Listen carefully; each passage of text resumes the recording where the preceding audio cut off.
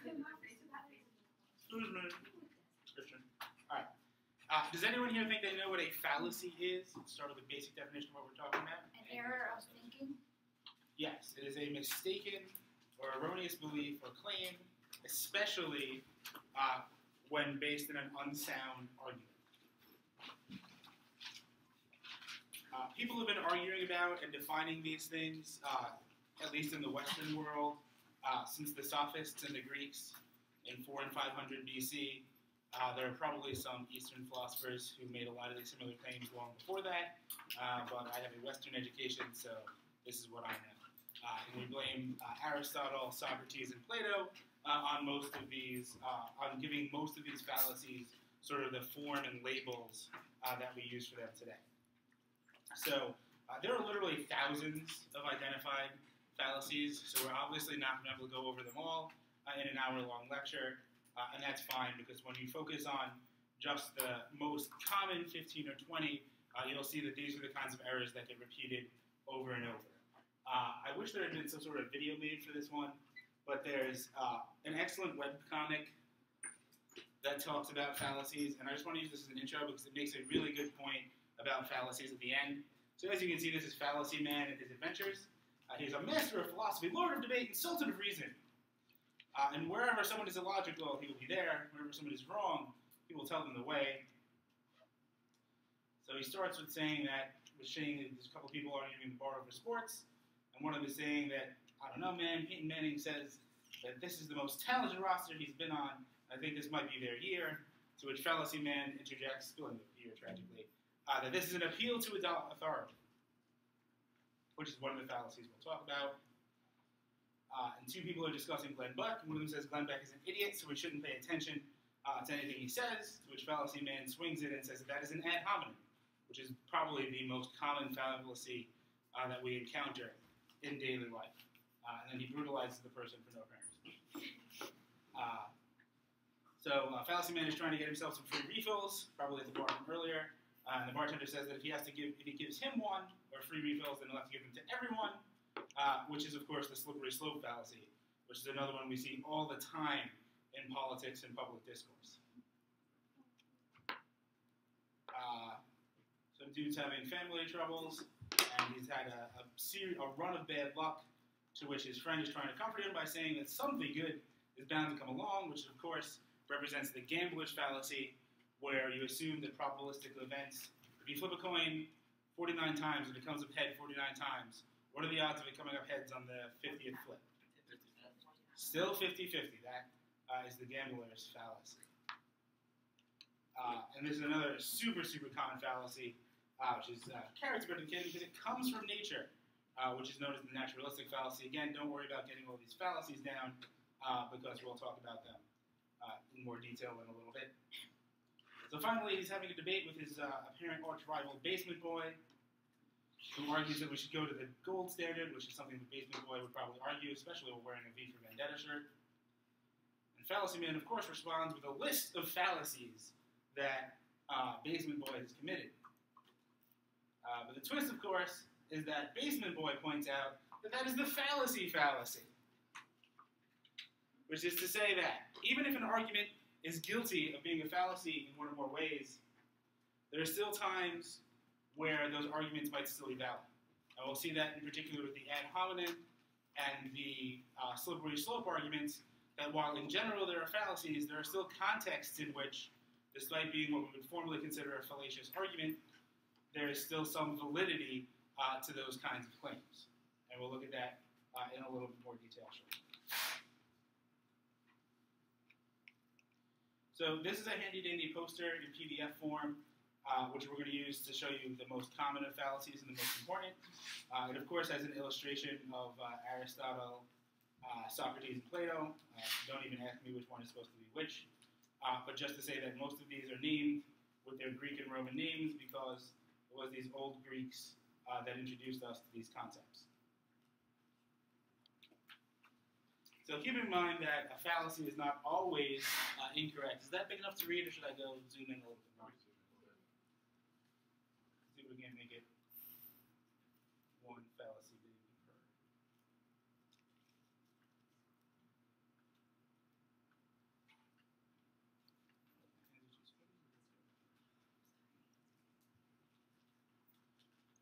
So the first one in the top left here is one that you see all the time if, like me, you're silly enough to engage in arguments on Facebook, which is the straw man fallacy. Those of you who do policy debate have probably heard of this one as well. It comes from the ancient practice of using men made of straw or little mock-ups of men like scarecrows when you were practicing combat, right? To show people how to use a knife or whatever. They would practice on standing a straw man. And the simple definition is misrepresenting someone's argument to make it easier to attack. Like most fallacies, this can either be done intentionally, where you actually know all of the details and nuance in their argument, but you ignore or exaggerate just to make your life easier. But frequently it's done out of a degree of ignorance. Right? If I don't know a whole lot about quantum mechanics, but I get into an argument with somebody about how quantum mechanics work, it's entirely possible that I will accidentally create a straw man to attack based on my misunderstanding of what it is that they're actually saying or advocating.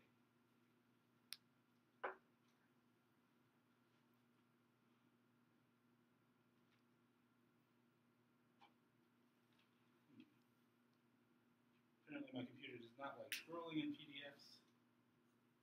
So is everybody comfortable with the straw man argument? Understand where a straw man is and how it occurs? Does anyone have an example of a straw man they've encountered? If you've done policy, if you've done practice debates, I'm shocked if you haven't heard at least one or two straw man arguments. Also, it would not hurt to call it a straw person, since we are in a somewhat more modern era. And unlike when these things were originally invented and named, it's not just men who make arguments and are allowed to speak in the public sphere. So we should probably acknowledge that there are straw persons constructed or used by men and women, and people who identify as different genders as well. Second fallacy that we should all be aware of is the false cause, presuming that a real or perceived relationship between things means that one is the cause of the other. The most common form of the false cause fallacy, does anyone have a guess as to where this comes up the most often? So I have a study that shows that more people die of heart attacks when ice cream sales are high. Does that mean that ice cream causes heart attacks? No. Why not? What subset of fallacious reasoning is being used in generating that false cause? Correlation. Right. Correlation is the fact that ice cream sales and heart attacks seem to go together. You have more of one when you have more of the other. And we refer to that as having correlation, but not causation. Just because two things seem to go together does not mean that one is directly causing the other. And we probably are all smart enough to surmise that there's a reason ice cream sales and heart attacks tend to happen at the same time. And that's because Summer. the weather is hot. Right? When it's hot out, people eat ice cream to calm down. But when it's hot out, people also put more stress on the cardiovascular system doing normal activities, and that can easily cause a heart attack. Another super common argumentative fallacy is the appeal to emotion. Manipulating an emotional response in place of a valid or compelling argument. I don't really like the use of the word compelling there, because emotions are very compelling forms of argumentation. They're just not always logical, reasonable, or true as regards what things mean in the real world. For those of you who were in my public speaking lab and had the support materials lecture, what type of support material is the best for generating an appeal to emotion? Say it loud and proud, Kevin Choi. That was not loud or proud, Kevin Choi. Try again. Yes. Frequently, if somebody uses a narrative, if a politician is giving a speech and he starts talking about Joe the plumber, you can be pretty certain that the rest of that story is going to be an appeal to emotion on one level or another, and is not likely based on sound logic and reason or statistics and evidence, but is attempting to convince you based on how the story makes you feel. We already talked a little bit about the fallacy.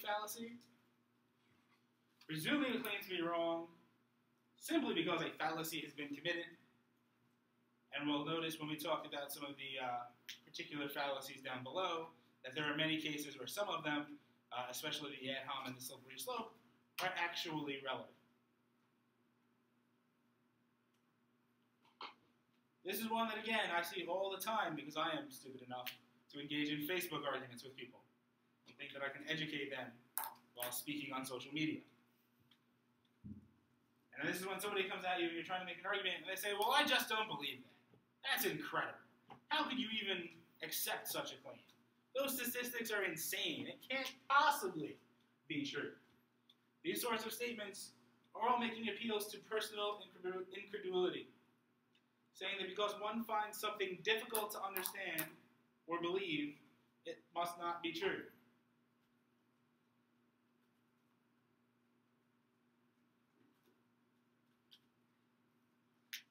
Tu coque. And I can easily be pronouncing that wrong because I don't know that much about Latin.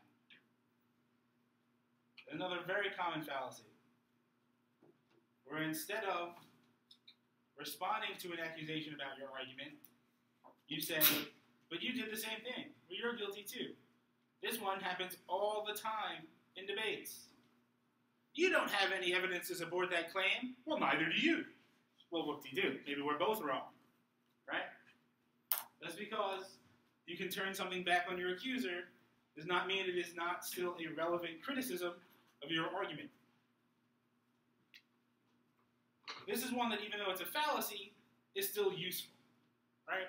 If we're talking in the context of a policy debate, and they're saying, well, you don't have any evidence that China is going to be the world's hegemon in 50 years. You say, well, you too. You don't have evidence that they're not going to be the world hegemon in 50 years. That's still a valid criticism of both teams.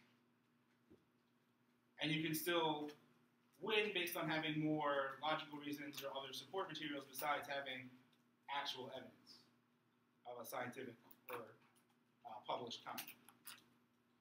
So this is one of those fallacies that even though we see it a lot, or we're going to be tempted to call it a fallacy, we should also be aware that in the context of comparing two arguments, it may still be useful.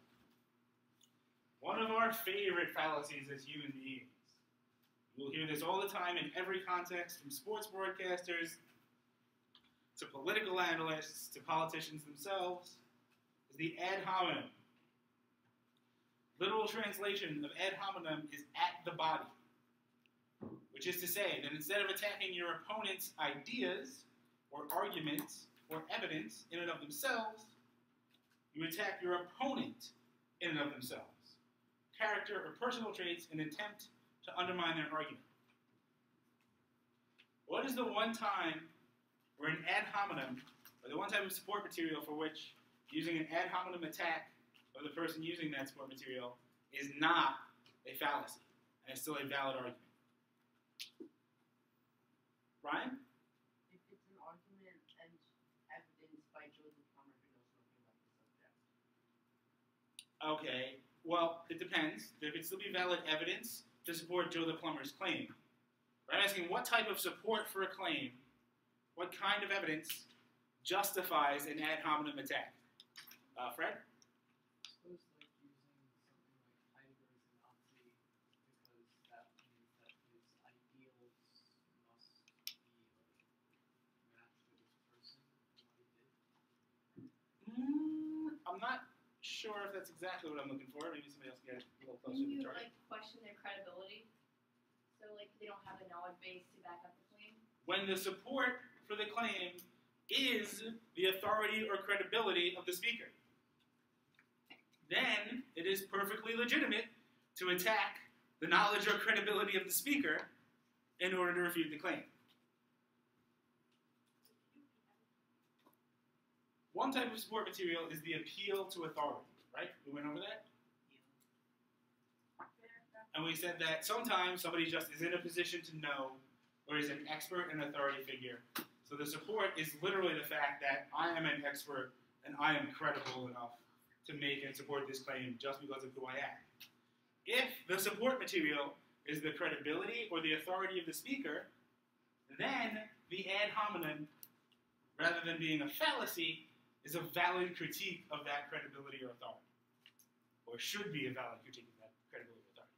You can still say, well, you smell, which doesn't mean that they're necessarily not credible to speak about the financial collapse. Shannon, do you have a question? Wait, I'm just trying to clear up. So if they like didn't go to college or something, you can attack that, but you can't attack it if they're like a certain religion. Would that be how it? It depends on the context of the claim. All right. If the argument has to do with whether or not they know the beliefs of Christianity, Yeah. then saying, well, you're not Christian might be valid. Yeah. If they're only using their religion as the support. So it's very contextual. The ad hominem is only valid or not a fallacy in the case where their authority or credibility on the specific context of the subject matter is what your ad hominem. Does everyone see that distinction? Right? Unless they're saying, I know how to make people not smell, you smell is not a valid rebuttal. Real cool with the ad hom? You will see this one everywhere. And you really should try to keep these in the back of your mind whenever you're reading news stories, political statements, listening to speeches, public and private. Another super common fallacy is the slippery slope. I'm sure all of you have heard somebody say, well, that's just a slippery slope, right? Yes? No? Maybe? Not really? Fair. Slippery slope is defined as asserting that if we allow A to happen, then Z will consequently happen too, therefore A should not happen. I have literally seen people make the argument that if we legalize gay marriage, then bestiality and polygamy will be legal at some point down the road. I've literally seen people make that claim. Not just hypothetically. Isn't polygamy already legal in some states? No, as a matter of fact, it is not, although most people believe that Utah is it, where all the Mormons are, has legal polygamy. That is not, in fact, the case. I actually, for some reason, looked that up recently, and I don't know why. How What? does that trail quadrant work? What do bestiality and Brian, first of all, raise your hand. Second of all, I can't hear a word you're saying. Yes, Brian, what do you have to say? How does that make sense? What do bestiality and polygamy have to do with same-sex couples? Well, again, I don't really want to get into too much of the details here, but the argument is just that if you reduce the sanctity and prestige and moral cachet of this one-man, one-woman marriage institution, and you allow men to marry men, then that will, according to those people who make this argument, degrade the institution of marriage to the point where other people who want to do ridiculous things like marry animals or marry more than one person would be accepted. They're saying basically it's a moral decay type argument. Does anyone know of one empirical example where the slippery slope argument is actually pretty true? Well, it's pretty true, but I know it was used pretty heavily in politics as a domino effect during the Cold War era. Like, we really pushed this idea that if one country followed communism, other ones would fall too. It was generally accepted. I'm not sure that there's any good evidence on one side or the other that it was true or not. This may be particular because I come from New York City, where I know that this was like practiced and is used as a huge empirical example. But does anyone know what were you going to say? I thought Patel or Gotham had a hand over there. Yeah, I was just gonna give an example. Of the slippery slope argument? Yeah. I mean, if you want to, go ahead. Oh, that's fine. No. I- Alright. So nobody knows of the empirical example I'm trying to think of. Rudy Giuliani was pretty famous for this. Alright. They call it the window dressing theory of crime, which is that in New York City in the late 80s and early 90s, there was a lot of really violent crime. Murders, muggings, rapes, everything was way off the charts. Even when crime was nationally high in the 80s, it was much higher in New York City. And when Rudy Giuliani took office in the early 90s, one of his policies was to really crack down on jaywalking, turnstile jumping, and graffiti. And his theory was that if a community looks crime-ridden, if they see all of these little crimes happening, then people are more likely to believe that they get away with big crimes.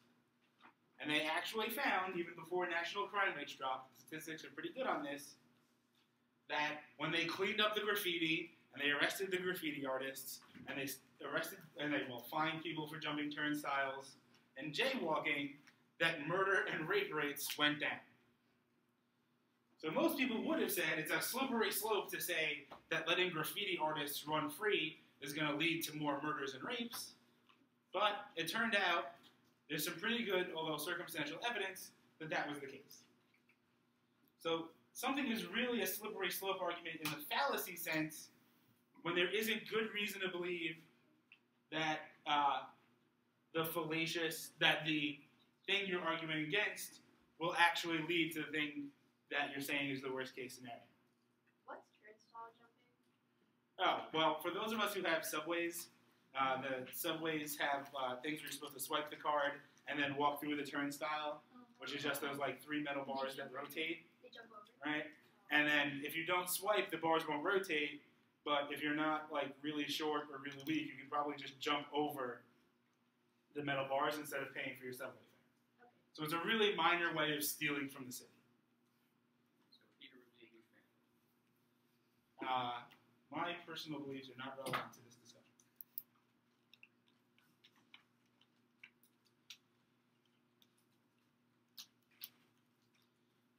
Not a huge one we got to spend a lot of time on, but special pleading is moving the goalposts or making up exceptions when a claim is shown to be false. It's another one that I have to deal with all the time when I'm trying to argue with people on Facebook. They'll say, well, obviously government is good. We need them to enforce X, Y, and Z laws. I'll say, well, here are empirical examples of where there are no laws for X, Y, and Z, and people still behave just as well or even better than they do under those laws. And then I'll say, well, maybe not X, Y, and Z laws, but A, B, and C laws are good. And they keep shifting what it is that they're defending and forcing me to come up with new evidence. In debate, you'll know that moving the goalpost or a moving target is really difficult to hit when you have limited speech times and limited opportunities for argumentation. And that's why we use the phrase moving target to refer to somebody who's moving the goalposts or changing their argument throughout the course of the argument. You have a question, Jenny? Doesn't that kind of undermine your own position, though, too? Because if they can keep throwing out evidence, then it keeps pushing you back. Like, it becomes obvious that you're shifting. So, in a way, doesn't that sort of reinforce their point? If they can continuously match your move? But they're not matching my move. They're conceding that I proved X, Y, and Z laws are good. Yeah, they concede to that point, and they have to keep conceding if they want to keep using that. So it doesn't. But the point is that they're not going to explicitly concede, and they're going to just keep throwing out new and new examples and targets for me to hit. But you're still hitting them. So. I mean, yes, but persuasively and rhetorically, it tends to give them the opportunity to keep alive an entire, like, greater argument that otherwise would have been dead after each of those examples. One of my favorite fallacies to employ is the loaded question. It comes in handy for those of us who enjoy the Socratic method of teaching, but it can still be a fallacy. It's asking a question that has an assumption built into it so that it can't be answered without appearing guilty. Does everyone know the quintessential joke example of this one? Have you stopped beating your wife yet? How long ago did you stop beating your wife? When did you stop beating your wife? Right? The question, there's no way to answer that question without challenging the question itself that doesn't grant the assumption that you have been or at some point were beating your wife. Can you just say right around the time you stopped snorting cocaine? You could always employ another fallacy to deal with somebody else's fallacy.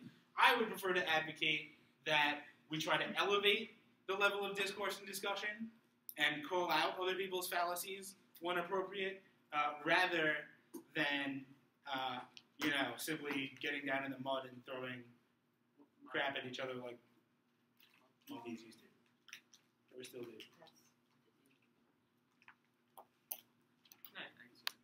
I mean, yes, any technology is dual use, and I'm teaching you these fallacies so that you can refute them, but if you want to be a jerk, you could always just employ them all the time to annoy you.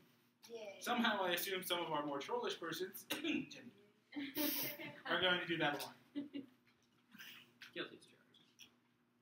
The burden of proof. Saying that the burden of proof lies not with the person making the claim, but with someone else to disprove the claim, or with someone else to disprove it. Typically, in debate, it's a little bit more difficult to do this because we have an affirmative, and things are structured in such a way as to say that the affirmative has to prove that they are right. And that's why presumption goes negative for those of you in policy debate. But a lot of times, and this will happen especially in, I think, global warming debates, it comes up a lot, where somebody will be like, well, prove to me that 420 parts per million of atmospheric carbon dioxide is going to destroy the planet.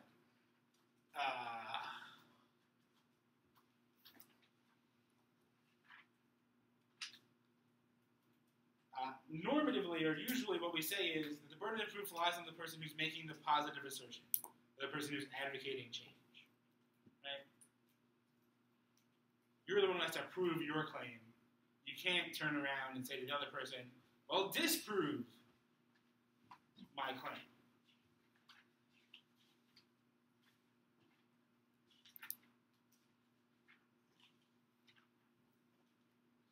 Difficult to pin down as a fallacy, because some of us have read too much Derrida and don't think that language can ever be non-ambiguous. But the ambiguity fallacy refers to using double meanings or ambiguities of language to mislead or misrepresent the truth. And this, as the blurb underneath indicates, happens all the time within politics.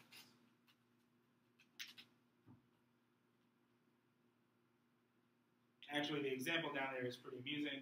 Right? The judge asked the defendant why he didn't pay the parking fines, and the defendant said that he shouldn't have to pay them because the sign said, fine for parking here, so he naturally assumed that it was fine for him to park here. Using the double meaning of the word fine as both something that is okay or something for which you have to pay a penalty. You know what this? I'll bet you anything that dude had to pay.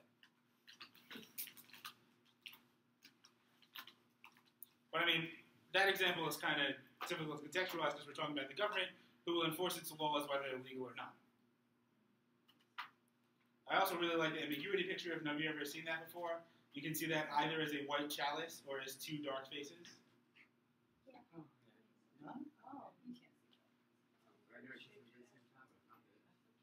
Two faces. Facing each other. The genetic fallacy is pretty much related to the naturalistic fallacy, though not necessarily based in nature, saying that it goes to the origin of the argument, and this is more specific. More specifically, what I think the example that came up with Heidegger being a Nazi. Right? Heidegger's philosophy, most of what he had to say about being an ontology, doesn't really directly speak for or against Nazism. But people say, well, that comes from a Nazi guy. Darn it. So it must not be valid. Which is certainly a fallacy. Also frequently related to the ad hoc. It comes from something bad. We'll attack the badness of that as opposed to the actual merits of the argument. One of my absolute all-time favorite fallacies, both for seeing others use it and for using it myself. You will see all the time employed the no true Scotsman fallacy, which is making what we call an appeal to purity as a way to dismiss relevant criticisms or flaws in an argument. People will say, well, the Soviet Russia was horrible, which shows that communism is bad. Or at least state communism is bad. Giving the state control of things was horrible. And then your friendly neighborhood communist or anarcho-communist will say, but wait, those weren't real communists. Real communists don't use violence.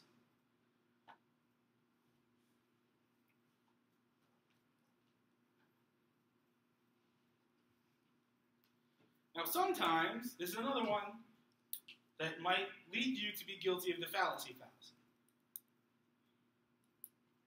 Sometimes they are making a legitimate claim that whatever you're using as an empirical or historical example is not actually an example of whatever's being discussed. So There's a very fine line to tread to tell whether somebody is actually relying on the no true Scotsman fallacy or is making a legitimate distinction about what is and what is not a true Scotsman, to follow the hypothetical.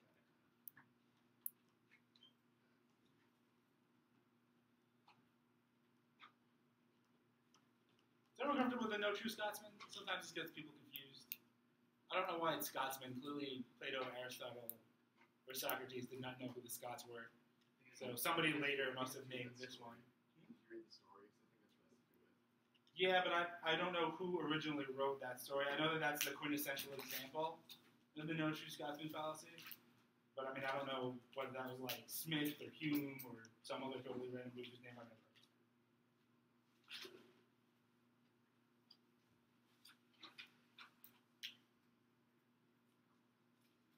Composition division we probably don't really have to get into. It's just assuming that what's true about one part of something has to be applied to all or other parts of it. This comes up most often when you're trying to defend like one piece of a philosopher's work. Right? I think Smith's book, The Wealth of Nations, had a lot of really intelligent things to say about international trade and why free trade is better for countries. However, if you ask me about Smith's theories of the value of labor, or the fact that Smith supported certain kinds of welfare programs, then I would say no, I don't really support those. Right? So if you make the assumption that because I use one piece of evidence from Adam Smith, I read part of The Wealth of Nations that says that we shouldn't have trade barriers, and then you say, what? You're defending welfare programs? Because Smith wrote about the same thing in the same book. I'd say, whoa. That's a composition fallacy. I should be allowed to divide parts of his work and support some while disputing others. That also might appeal to the Heidegger Nazi thing, depending on circumstances. Very common, very common fallacy, but also one you have to be very aware of in terms of the fallacy is the appeal to authority, which I think we discussed earlier, right? Saying that because an authority thinks something, it must therefore be true. Einstein thought that quantum physics was insane and couldn't be true and would eventually be disproven. Turns out Einstein was probably wrong about that. Doesn't make him any less of an authority on relativity. The other parts of physics, which still to this day come from his teachings and writings. But to say, well, Einstein said quantum theory is wrong, so it must be, would be an appeal to authority that is flawed. So would that be like the Supreme Court ruling something constitutional? Like somebody says that as their point in the debate? I like the way you think. The problem with that is that it depends which way you're meaning. If you're saying that it should be constitutional, or whether you're saying that it, as a question of fact, it is constitutional. Like if you're saying like is it, if something's moral, the Supreme Court says it's constitutional, and like the person on the affirmative says that in their points. Okay. If you're debating about the morality of a proposition, and they say, well, the Supreme Court said it's constitutional, and they have the authority to make those judgments, then that would be an appeal to the authority fallacy. Just because the Supreme Court does get to decide whether it is constitutional or not, so it's a question of fact that they say it's constitutional, no matter how vociferously or how good my evidence is for disagreeing with them, as a matter of fact, it is constitutional. However, if we're debating whether or not that proposition is moral, then their authority on deciding constitutional matters does not make them valid or make them a valid source for determining what is moral.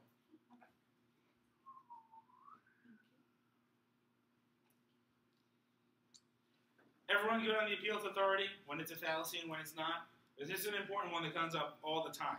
We should respect doctors' medical opinions. Their authority means something. But that doesn't. It comes from a legitimate source. They are experts. But that doesn't mean that everything that they say about it is correct. But it does not mean that they are correct all of the time or 100% of the time. Because like 100 years ago, they they said washing hands was bad. Yeah, you know that nurses figured that out before doctors. I know, right? Midwives and nurses were essentially practicing hand washing because they figured out that more babies died when they did it, while doctors were still like, silly. I mean, what do we care? Couldn't possibly make a difference. No, I actually thought it was worse off if they washed their hands. Moving on, Jimmy. The bandwagon. Sorry for helping. Appealing to the popularity or the fact that many people do, I would add, or believe something as an attempted form of validation. Everybody loves Bieber, so you should too. Everybody knows that capitalism can't exist with the state, so it must not. And I think it's pretty easy for us to come up with a lot of examples of things that were widely believed not very long ago that have been shown not to be true. And there are still many things that we believe today that the best science disagrees with.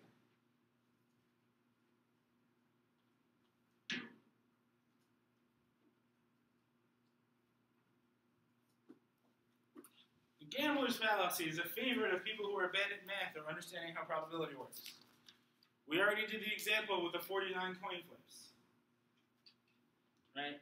A random probability event remains a random probability event no matter how frequently any given outcome has occurred. The idea that things are streaky, or that you're due for a win, or that your luck is bound to turn around, all of these common phrases and expressions are built on the gambler's fallacy.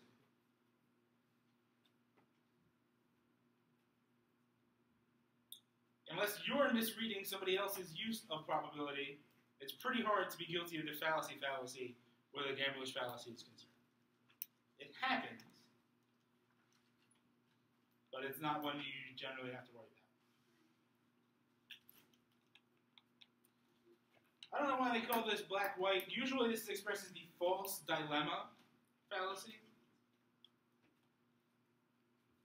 where two alternative states are presented as the only possibilities, when in fact more possibilities exist. You don't support the state, you must be for violent anarchy and might makes right, or whoever can steal the most stuff has the most, right?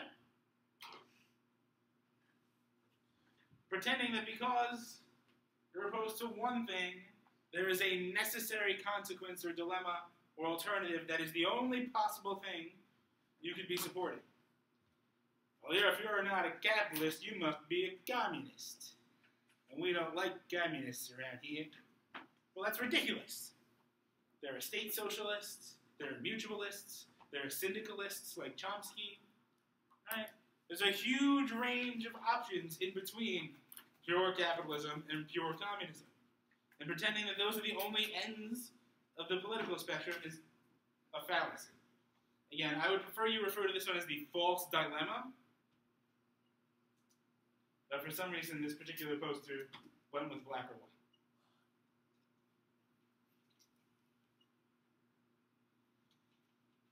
Begging the question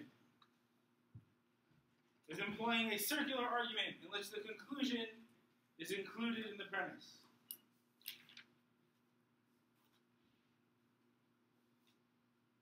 They went with Zorbo the Great, but a lot of people say that most religious texts are begging the question, right? We believe whoever adheres to them believes that they are flawless and perfect because they say that they're flawless and perfect.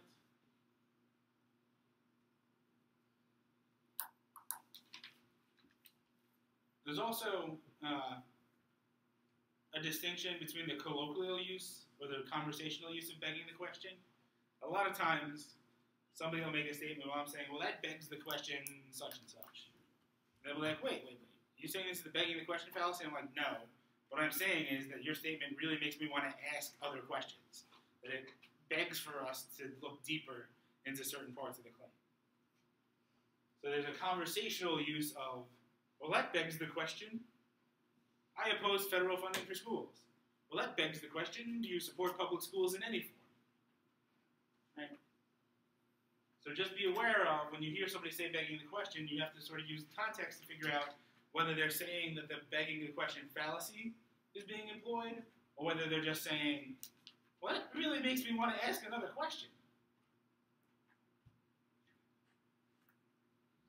Any questions about begging the question? I couldn't resist. There was no joke beneath me. I'm sorry. Appeal to nature is one of the ones we saw Fallacy Man attack a small girl for. Making the argument because something is natural is therefore valid, justified, inevitable, good, or ideal. Not trying to say nature sucks, although it does. I like my technology. The woods are horrible. There are all sorts of things that want to eat you or parts of you. Parasites and whatnot. I also like to point out that, well, what is natural? Did not human beings from nature come? Depending on your religion, you may have an answer to that. This happens a lot with people who support organic food. So it's just so much more natural. Yeah? Families starving to death because the farm failed in the 1600s was natural. Doesn't make it a good thing. I like having harvester combines. You could probably argue that they're not natural, but they do save us from having to have thousands of people go out into the fields to pick the cotton. So just because something is natural does not mean it is good, justified, inevitable, or ideal.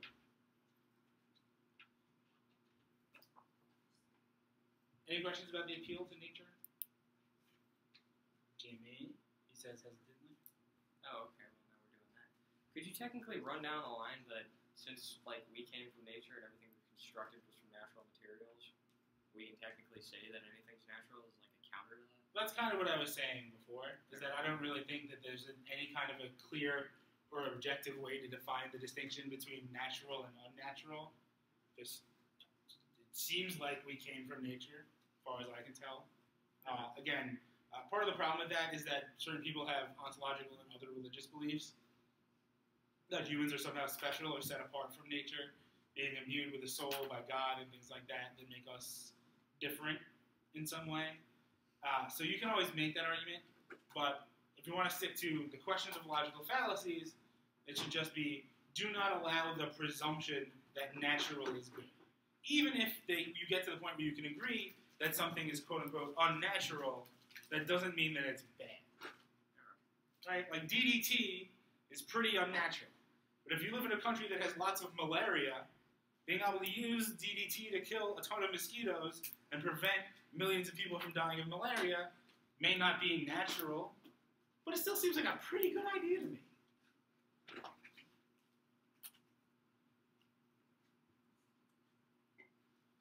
Anecdotal evidence. Hardly have we met as humans a more popular fallacy than the employment of anecdotal evidence. Using personal experience or an isolated example instead of a valid argument, especially to dismiss statistics. Statistics show that average global temperature has risen 1.8 to 2.2 degrees since the Industrial Revolution. But it's so cold in Chicago this year! Okay.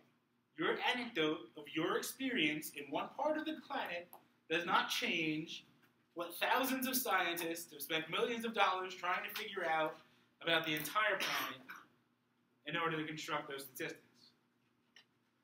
So frequently, you will see this all the time if you have your eye out for it. People are going to throw some sort of an anecdote or personal experience out there to dispute what is otherwise valid and useful statistical or scientific evidence. Once more, Jim. Does it require it to be refuting evidence? Like anecdotal fallacy, can you just like using an anecdote be considered? This may answer your question.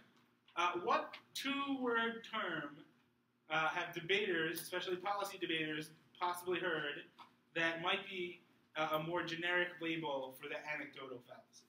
Personal story. No. Policy debate. That's a... Nobody?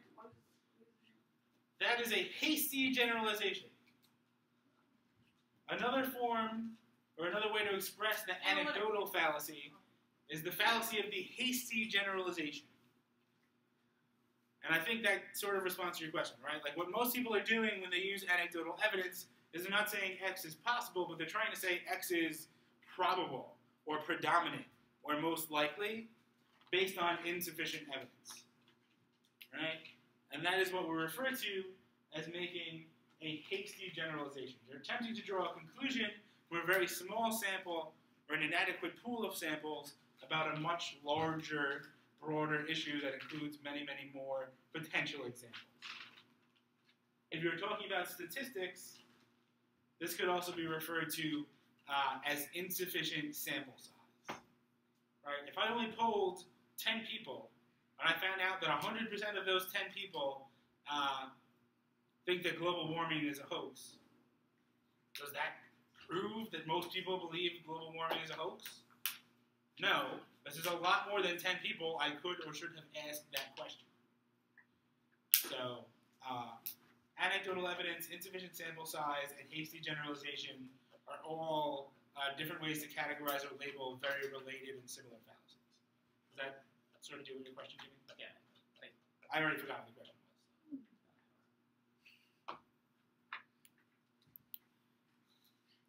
I really don't know where they got some of these names. I think it was just so that they could put the cutest graphic they could find next to it. Usually we just refer to this as cherry picking. But the Texas sharpshooter fallacy, or cherry-picked data fallacy, is using cherry-picked or selected data clusters to suit an argument or finding a pattern to fit a presumption.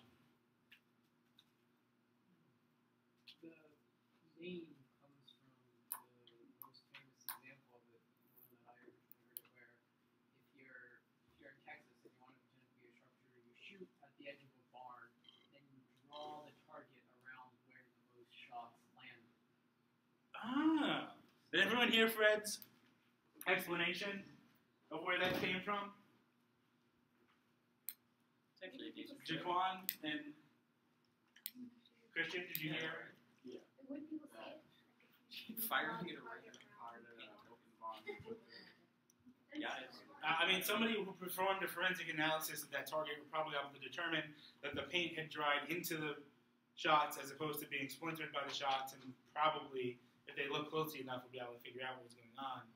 But I'm sure the first couple of people who did this got away with it because they were the first couple of people who did it. It usually takes time for anybody conducting any given scam to get caught.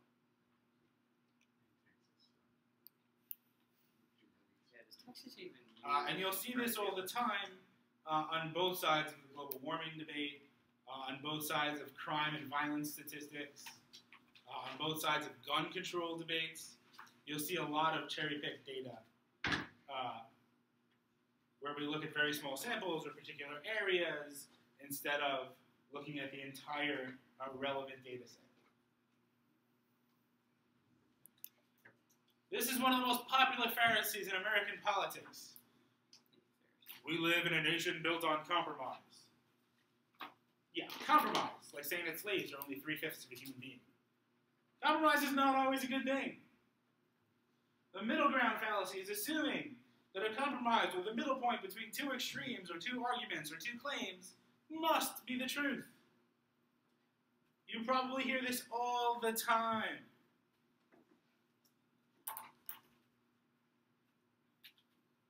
Well, those crazy libertarians want to get rid of import-export taxes. Whereas the Democrats and the Republicans both want to subsidize sugar and tax and tariff incoming sugar. Maybe we should lower them a little bit instead of getting rid of them completely. A lot of times politicians will say that the bipartisan solution, whatever compromise we can get both extremes of both parties to agree to, must be the best. But compromise is not always a great solution. That's how we ended up with slaves are 3/5 of a person.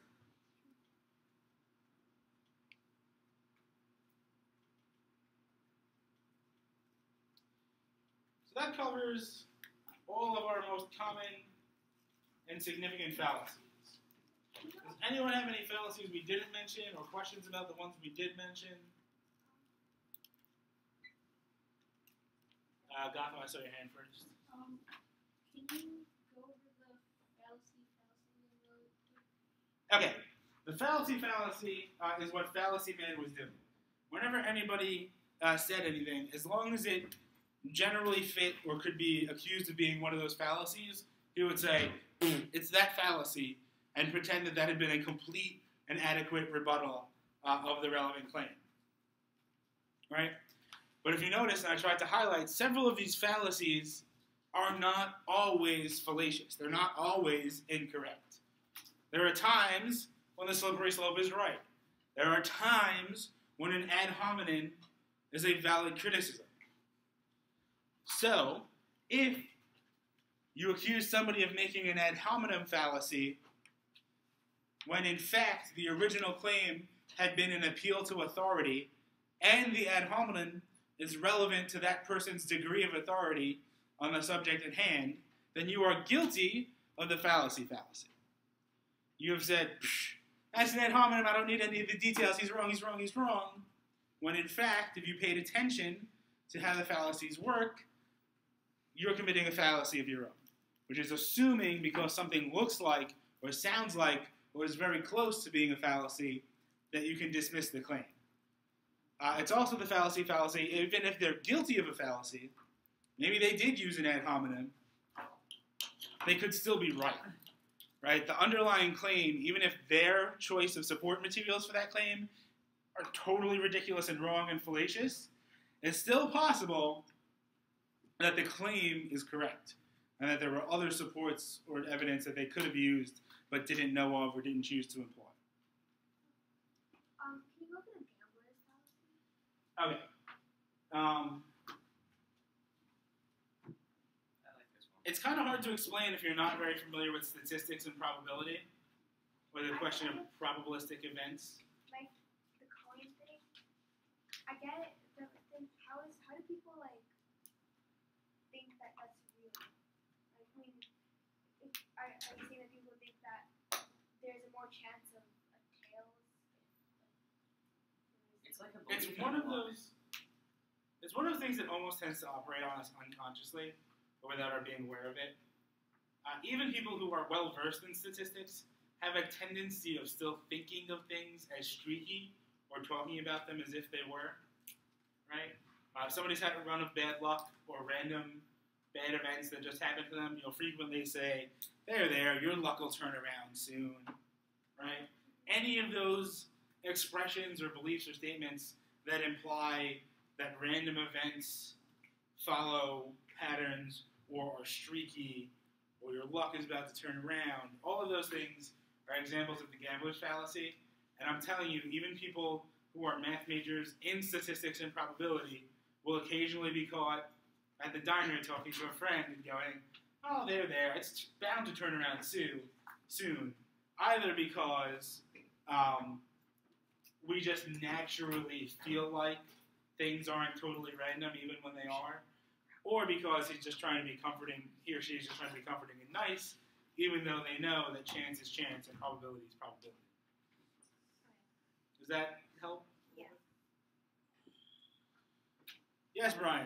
I think one of the things is people think that when you flip a coin, it'll eventually deviate towards the same number of heads as tails.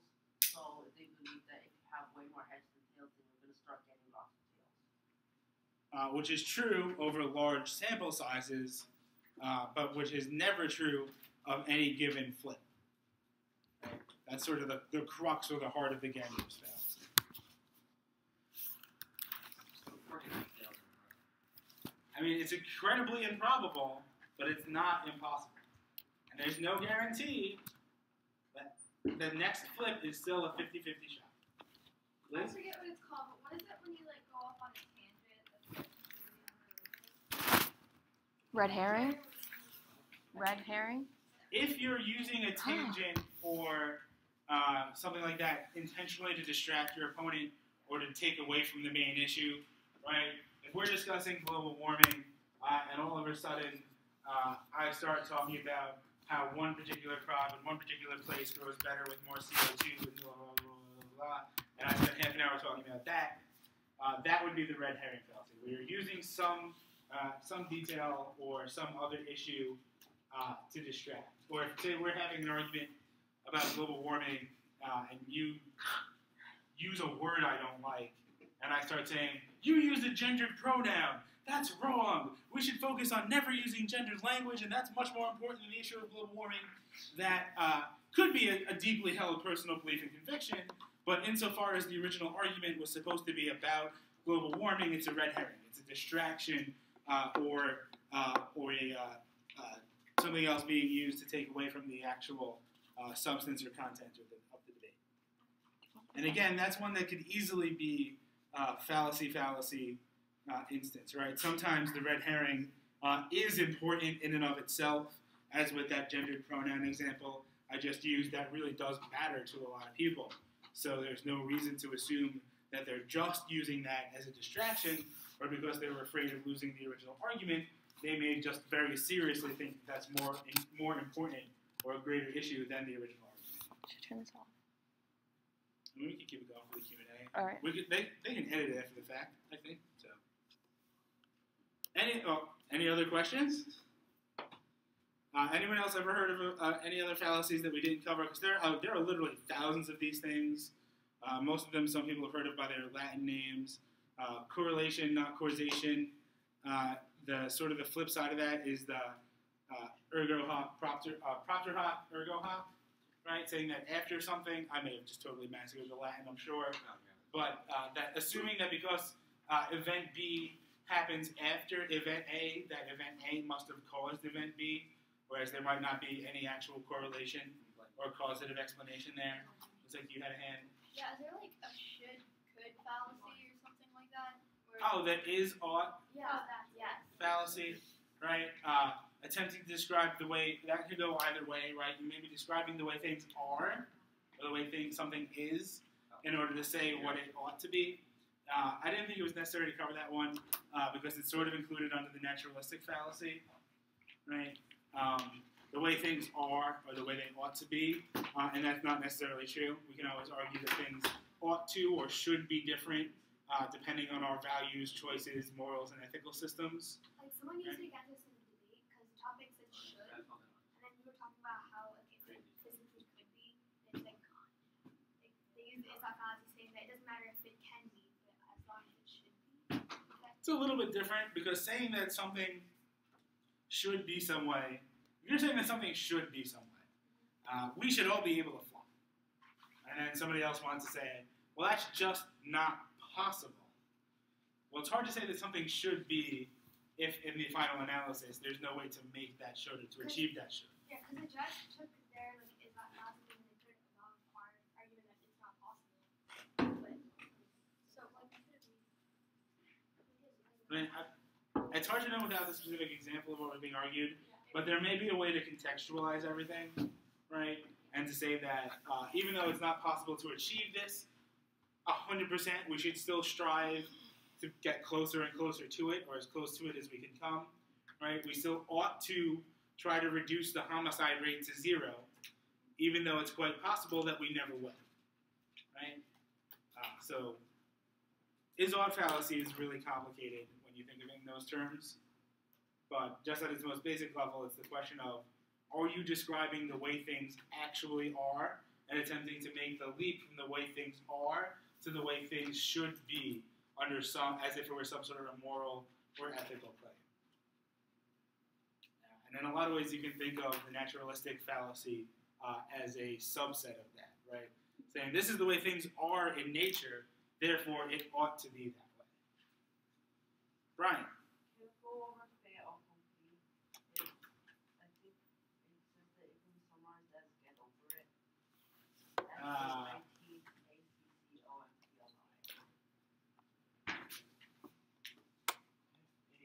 IT. Space ACCLOM. Yeah, I've heard it. I'm trying to remember what the English form of it is because I do not have a very good brain for Latin terms. Does anyone have an answer for Brian while I start tissue on the internet? What was his question? The fait accompli fallacy. If my brain is working, Isn't that just saying it's not that big of a deal? No, I think it's saying that something is inevitable, so there's no point trying to avoid it. Like when, you were planning on going on vacation, but somebody in the family dies, so you have to go to a funeral instead. You could argue with your parents, but they're probably going to say, stop arguing, it just is, we can't change it, it's a fait accompli, it can't be changed. Why did cousin Leon have to die right when I'm going on vacation? How's that shifted? Yeah, okay, so apparently the pronunciation is fait accompli, Yeah, that's right. or fait accompli, Fait accompli. fait. And the definition is a thing that has already happened or been decided before those affected hear about it, leaving them with no option but to accept. So I don't know that it's really a fallacy, but it's more an argument just saying that, like, it's moot. It's over. You could argue about it all day and night forever, but it's not going to change the fact that we have such and such to take care of. Right? If the levee is overflowing, but you don't want to leave your house, So, seems to be a fait accompli that you're going to adapt to those circumstances or drown in the flood. You can argue about it all you want. You can argue that we should have reinforced the levees better, but at the point at which the storm is already here, it's too late for that. It's fate accomplished, which I think is something in the neighborhood of the actual. An accomplished fact is the literal translation, right? It's already done. It's already decided. Any other fallacies y'all have heard of or have a question about before we declare an end to the fallacy lecture? As I said, there are thousands of these. If you just straight up type fallacies list into Wikipedia, into Google or your search engine of choice, you will end up with a Wikipedia article that literally lists hundreds. All right, so don't be fallacy man or woman, but also don't let people get away with fallacious reasoning when it's relevant. Thank you.